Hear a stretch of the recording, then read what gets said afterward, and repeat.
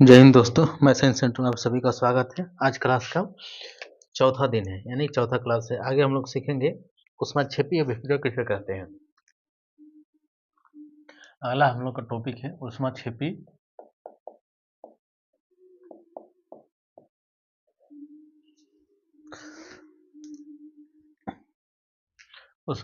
अभिक्रिया किसे कहते हैं। वैसी अभिक्रिया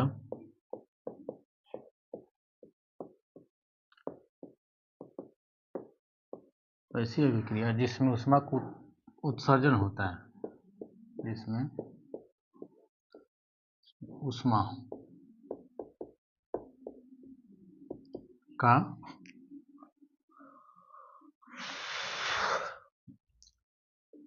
का उत्सर्जन होता है। उत्सर्जन मतलब ऊष्मा निकलता है।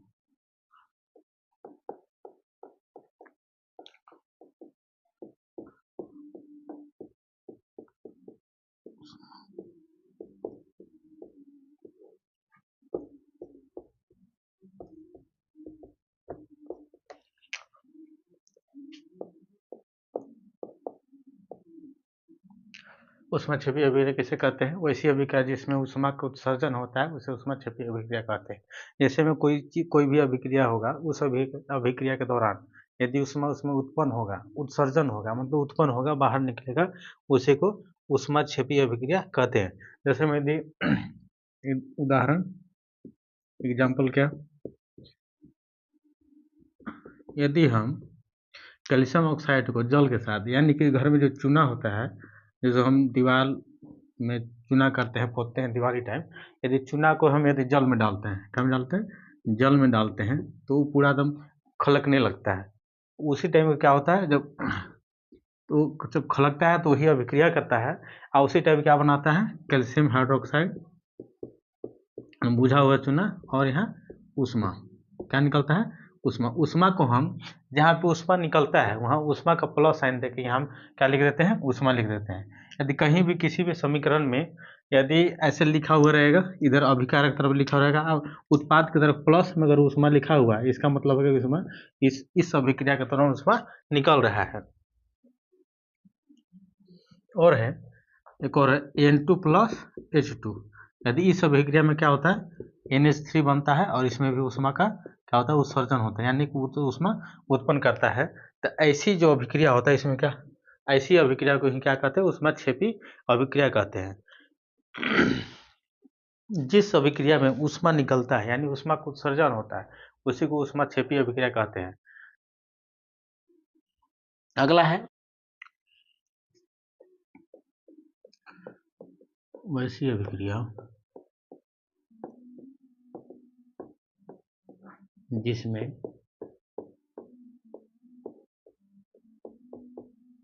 ऊष्मा का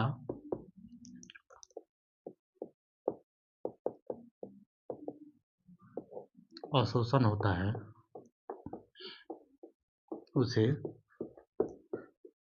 ऊष्मा शोषी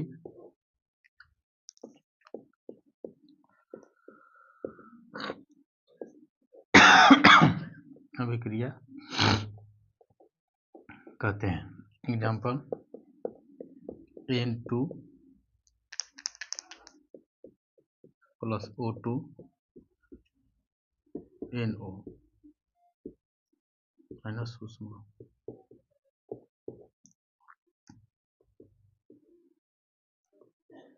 वैसी अभिक्रिया जिसमें ऊष्मा का अवशोषण होता है उसे क्या कहते हैं, ऊष्मा शोषी अभिक्रिया कहते हैं। ऊष्मा का अवशोषण का मतलब जो वैसी अभिक्रिया जिसमें ऊष्मा का जरूरत पड़ता है, यानी ऊष्मा देने पर भी वो अभिक्रिया करता है, यानी अभिक्रिया के दौरान ऊष्मा की जरूरत होता है या लेता है, उसी को क्या कहते हैं, ऊष्मा शोषी अभिक्रिया कहते हैं। जैसे में N2 प्लस O2 को जब आपस में अभिक्रिया कब तक नहीं करता, जब तक उसमें ऊष्मा न दिया जाए।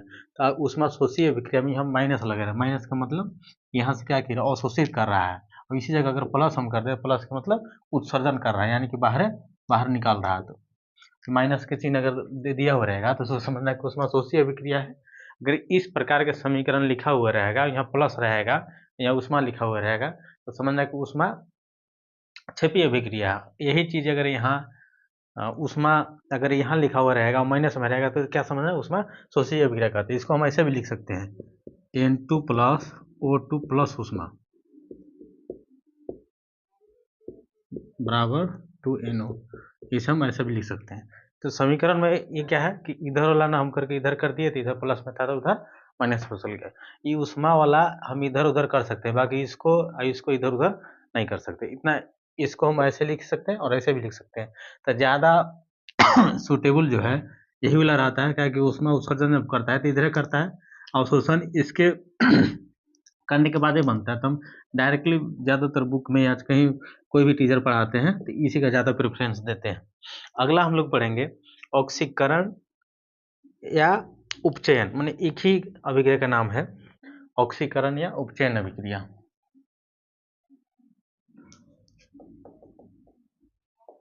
ऑक्सीकरण याद कर,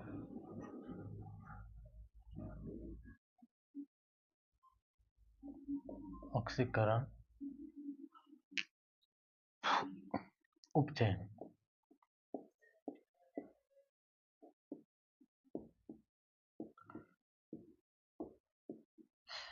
ऑक्सीकरण या उपचयन अभिक्रिया, इसका दो नाम है।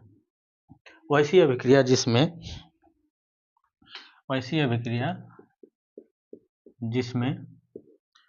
ऑक्सीजन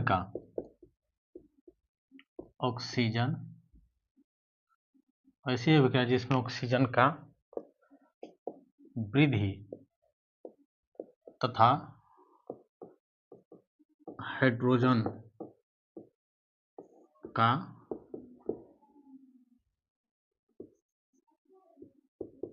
ह्रास होता है, उसे उपचयन या ऑक्सीकरण अभिक्रिया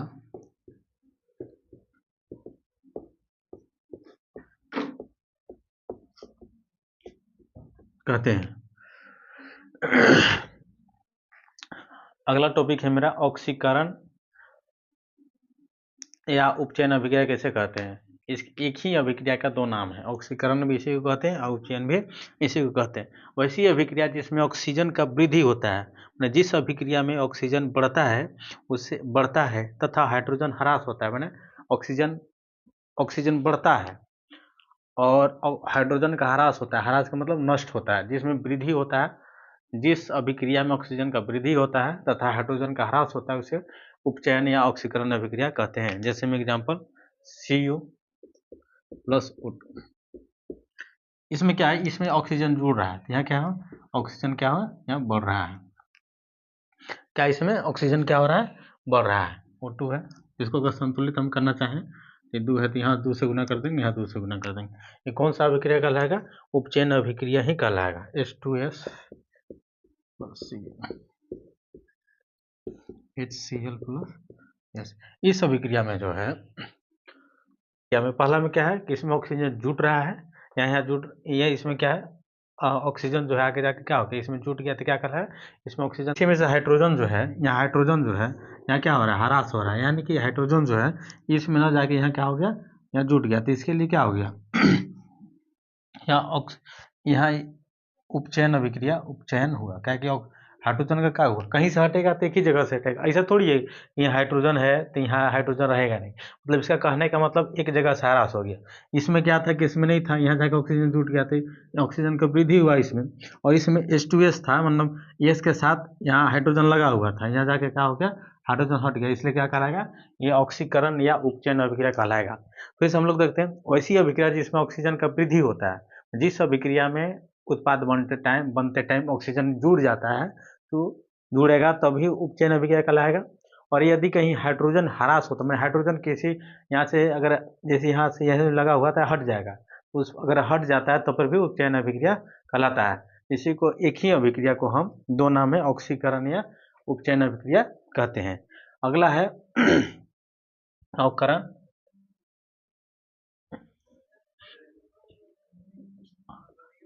अवकरण अपचयन अपचयन। इसमें क्या है, उल्टा है, वैसी अभिक्रिया जिसमें ऑक्सीजन का ह्रास होता है। क्या होता है? वैसी अभिक्रिया जिसमें ऑक्सीजन का ह्रास होता है, ह्रास तथा हाइड्रोजन का वृद्धि हो। डायरेक्ट थोड़ा सा ये उपचयन से उल्टा है, तो इसको क्या कहते हैं? अवकरण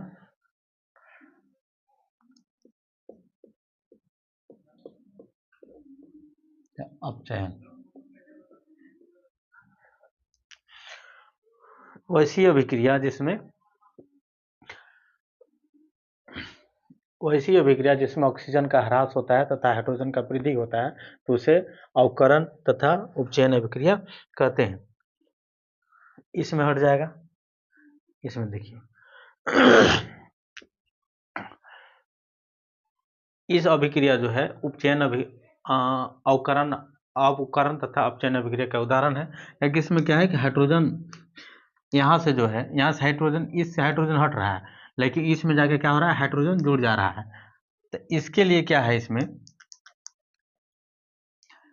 यहाँ पे हाइड्रोजन का क्या हो रहा है, वृद्धि हो रहा है, वृद्धि हो रहा है। इसमें क्या हो रहा है, हाइड्रोजन का वृद्धि हो रहा है, इसलिए क्या कहलाएगा, अवकरण या अपचयन अभिक्रिया कहलाएगा। तो इसके लिए क्या हो गया, H2 ये जो है हाइड्रोजन का यहाँ पे क्या कर रहा है, वृद्धि कर रहा है। इसके लिए हाइड्रोजन का वृद्धि कर रहा है, इसलिए क्या कहलाएगा, अपचयन अभिक्रिया कहलाएगा। और ये वाला जो है यहाँ से यहाँ क्या कहलाएगा, ये अपचयन यहाँ हो गया। ये ऐसा अभिक्रिया है जिसमें दोनों काम करता है, ये अपचयन हो गया, यहाँ उपचयन हो गया, उपचयन अभिक्रिया। इसमें क्या कर रहा है, हाइड्रोजन हट जा रहा है, यानी ह्रास हो रहा है। ठीक है, इसमें जिसमें हाइड्रोजन क्या हो रहा है, यहाँ से जाके हट जा रहा है, यानी कि हाइड्रोजन का ह्रास हो रहा है, इसलिए उपचयन अभिक्रिया कहलाएगा। और इसमें जाके हाइड्रोजन जुड़ जा रहा है, इसलिए अपचयन अभिक्रिया कहलाएगा। Cu प्लस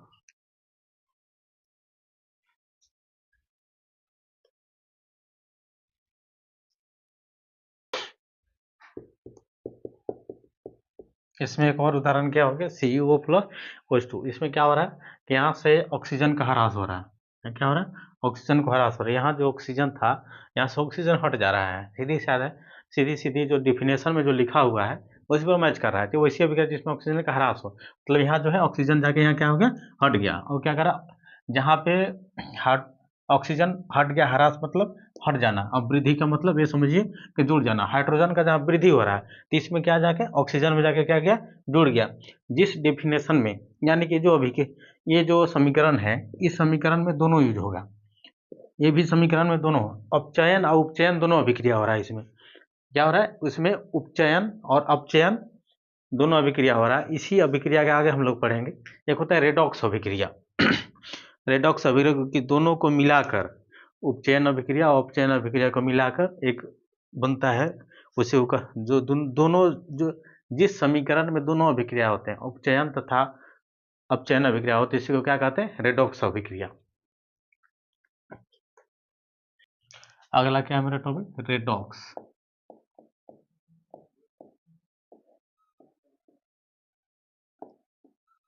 रेडॉक्स अभिक्रिया वैसी अभिक्रिया जिसमें ऑक्सीकरण तथा अवकरण साथ साथ हो, तो उसे रेडॉक्स अभिक्रिया कहते हैं। वैसी अभिक्रिया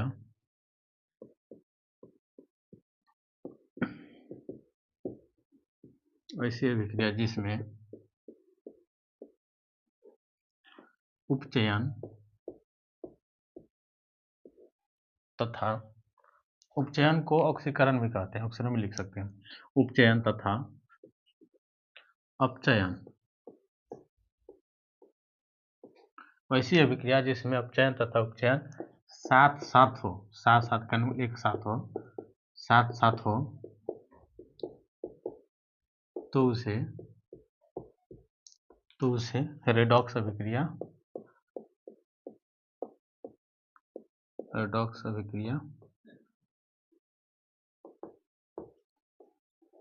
कहते हैं।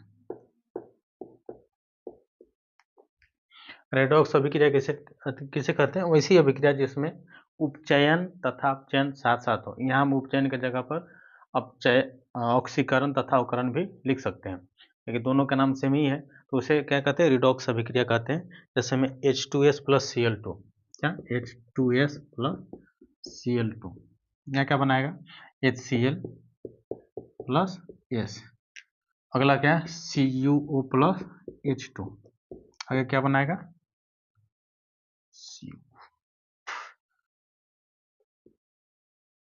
CuO H2, तो यहाँ क्या बनाएगा Cu प्लस H2O। इसमें क्या है,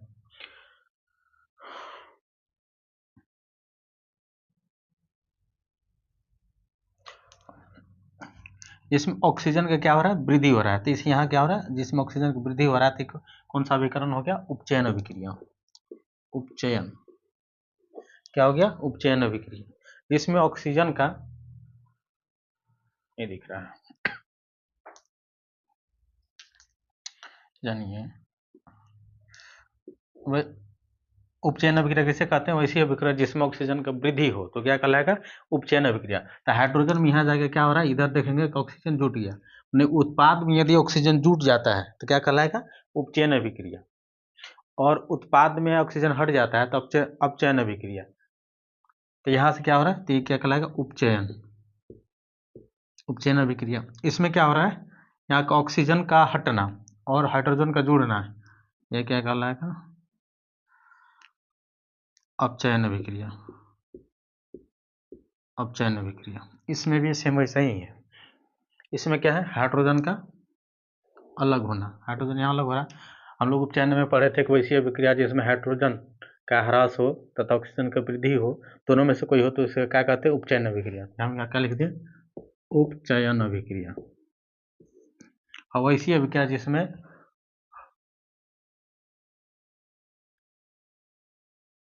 हाइड्रोजन का वैसी अभिक्रिया जिसमें हाइड्रोजन का क्या हो, वृद्धि हो, तो इसमें क्या हो रहा है, यहाँ Cl था, इसमें जाकर हाइड्रोजन जुड़ जाते क्या कहलाएगा, अपचयन अभिक्रिया। क्या कहलाएगा, अपचयन अभिक्रिया। क्या कहलाएगा, अपचयन अभिक्रिया। रिडॉक्स अभिक्रिया किसे कहते हैं, वैसी अभिक्रिया जिसमें उपचयन तथा अपचयन साथ साथ हो, यानी कि उपचयन को ऑक्सीकरण अभिक्रिया कहते हैं, और अपचयन ऑक्सीकरण को उपचयन अभिक्रिया कहते हैं, और अवकरण को ही अपचयन अभिक्रिया कहते हैं। यानी कि दोनों जब साथ साथ होता है तो इसे को क्या कहते हैं, रेडॉक्स अभिक्रिया। जितने सारे हमारे एग्जाम में पूछने वाले या बुक में है जो इम्पोर्टेंट रिएक्शन है, अभिक्रिया है, वो सारे बताए जा रहे हैं। इसके बाद अगले क्लास में क्वेश्चन कराए जाएंगे आपके।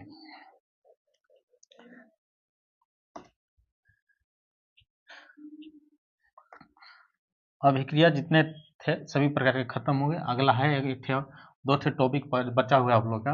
एक थे है संचारण,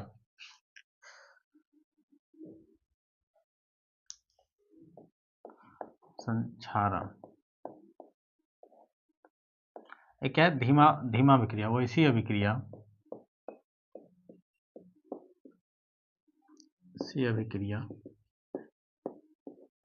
जिसमें धातु, ऐसी अभिक्रिया जिसमें धातु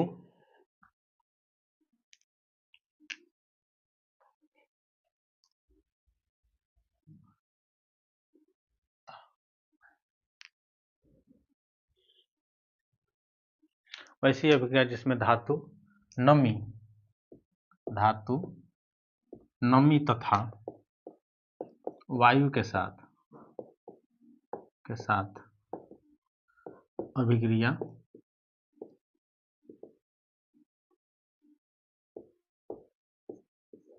करता है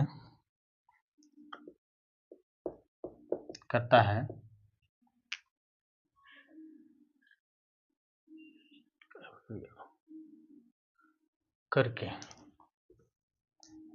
अभिक्रिया तथा वायु के साथ अभिक्रिया करके धातु नष्ट होने लगता है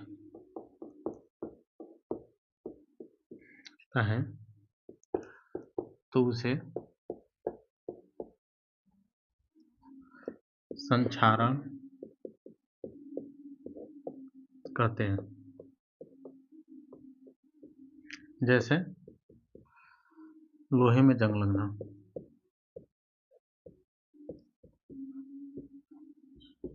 जंग लगना, ये अभिक्रिया क्या है? ये बहुत धीमा अभिक्रिया है, धीरे धीरे होता है।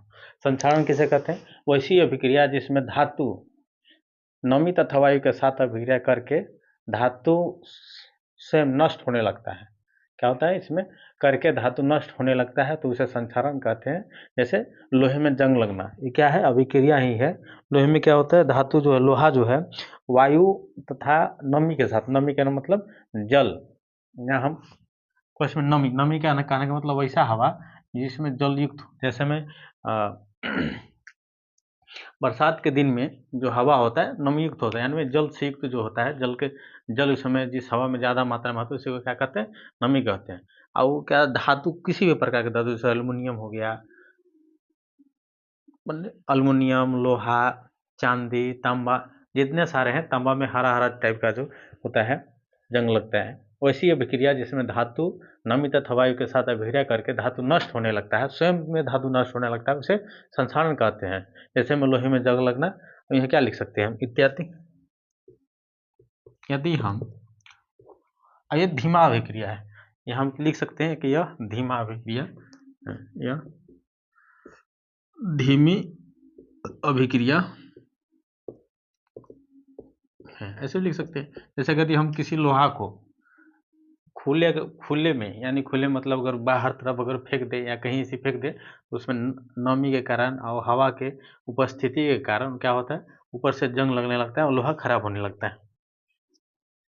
उसे क्या कहते हैं? संक्षारण कहते हैं। अब आगे हम लोग पढ़ेंगे संक्षारण किसे कहते हैं। हम लोग संक्षारण के रोकथाम के लिए उपाय। पहला क्या, धातु को पेंट करके, किसी भी लोहे के धातु या किसी भी प्रकार का धातु अगर ऊपर से पेंट चढ़ा दिया जाता है, तो धातु जो है नमी तथा वायु के साथ, हवा के साथ डायरेक्ट संपर्क में नहीं आ पाता है, इसलिए उसमें जंग नहीं लगता है और संक्षारण बच जाता है। दूसरा, जस्तीकरण विधि से, यानी जस्तीकरण विधि किसे कहते हैं? वैसी विधि या वैसी विधि जिसमें जस्ता ऊपर से एक लेप चढ़ा दिया जाता है, उसे वो क्या कहते हैं? जस्तीकरण विधि कहते हैं। तीसरा, मिश्रित धातु बनाकर, लोहा में कार्बन या दूसरे टाइप का जो है धातु, अधातु जब उसमें मिला दिया जाता है, तो दोनों के मिक्स करके जब बनाया जाता है, तो वैसे धातु में जंग नहीं लगते हैं। जैसे में स्टील में जंग नहीं लगता है, तो लोहा का ही एक प्रकार है स्टील, जिसमें अधातु उसमें ज़्यादा मात्रा में मिलाया जाता है और उसमें जंग नहीं लगता है। तीन, विकृत गंधिता किसे कहते हैं? खाद्य पदार्थों में उपस्थित तेल तथा वसा के मंद ऑक्सीकरण से उनके गंध तथा स्वाद बदल जाता है, उसी को विकृत गंधिता कहते हैं। खाद्य पदार्थों में उपस्थित तेल तथा वसा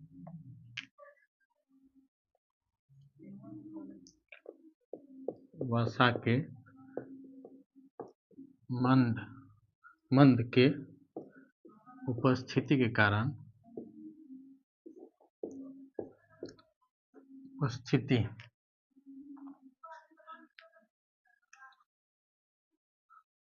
खाद्य पदार्थों में उपस्थित तेल तथा वसा के मंद उपस्थिति के कारण ऑक्सीकरण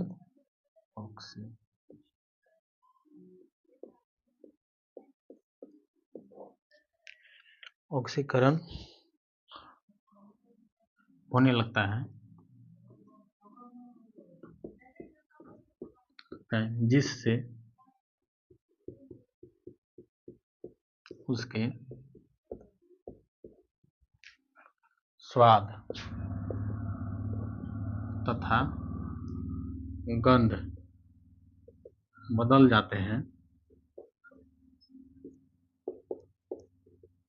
हैं उसे विकृत गंधिता कहते हैं। विकृत गंधिता कहते हैं।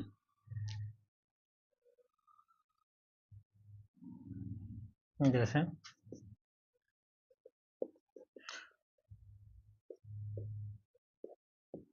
गर्मी,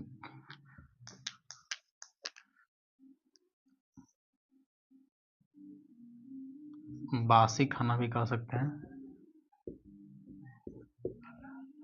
खाद्य विकृत गंधिता किसे कहते हैं? खाद्य पदार्थों में उपस्थित तेल तथा वसा के मंद के कारण, वसा में जो मंद पाया जाता है उसकी उपस्थिति के कारण ऑक्सीकरण होने लगता है। ऑक्सीकरण मतलब जो ऑक्सीकरण अभिक्रिया उसमें पढ़ाए थे वो अभिक्रिया होने लगता है, जिससे उसके स्वाद तथा गंध बदल जाते हैं। उसमें स्वाद जो है पहले से जो टेस्ट जो लगता था, टेस्ट बदल जाता है। गंध जो है सुगंधित गमकता था, खराब गंध देने लगता है। उसे को क्या कहते हैं? विकृत गंधिता कहते हैं। विकृत गंधिता रोकने के उपाय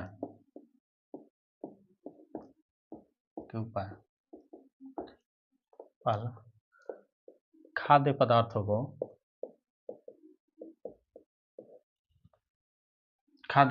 को वायुरोधी बनाकर,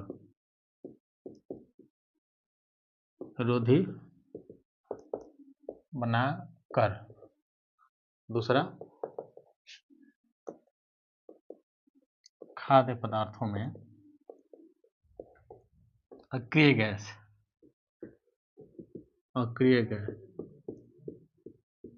जैसे में क्या? नाइट्रोजन। खाद्य पदार्थों में अक्रिय गैस नाइट्रोजन पैकिंग करते समय भरकर।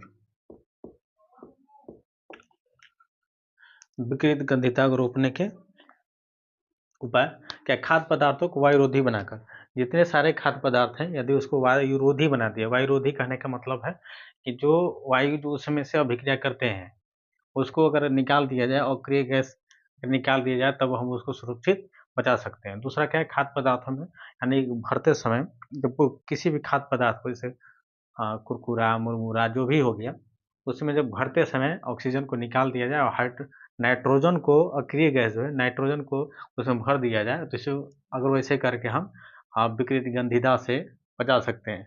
विकृत गंधिता से बच गया तो खाना मेरा जो है ज़्यादा दिन तक हम उसको सुरक्षित रख पाएंगे। बाकी सारे क्वेश्चन में जितने सारे चैप्टर में टॉपिक दिए हुए थे, जो हम लोग अभी चौथा क्लास तक पढ़े, पहला क्लास में, दूसरा में, तीसरा में, चौथा में पढ़े, रासायनिक अभिक्रिया तथा समीकरण। रासायनिक अभिक्रिया किसे कहते हैं, अभिक्रिया के कितने प्रकार हैं, सब हम पढ़ लिए। और समीकरण क्या है, किसे कहते हैं, कितने प्रकार होते हैं, और जितने अभिक्रिया जो जो टॉपिक था इम्पोर्टेंट वो सब लोग पढ़ लिए। अगले क्लास से हम लोग क्वेश्चन आंसर करेंगे जो हमारे एक NCERT बुक में दिया हुआ है। Thank you.